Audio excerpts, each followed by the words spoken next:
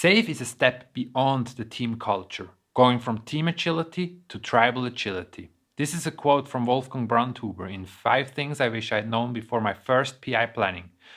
I can highly recommend to watch the whole episode, so click the link up here. Happy Advent season, everyone! This crazy year 2020 is soon coming to an end, so we thought, let's create a video Advent calendar with which you can level up your PI planning app power user skills. Every day until Christmas, we will reveal a PI planning app hack or demo a hidden feature. Let's open the first Advent Calendar Wicket.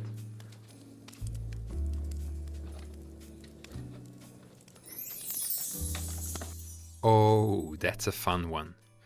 So one way to use stickers in a PI planning is to apply a color to each role. Let's say red belongs to the RTE, orange to the product owner, yellow to product management, blue to the system architect, and so on and so forth. Now, if the team has a question for the system architect, they can simply apply the blue question mark directly to the story.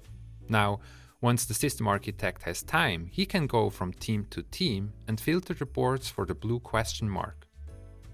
This way, he can proactively reach out to the Scrum Master, jump on a call, and clarify those questions right away. This approach can make your PI planning much smoother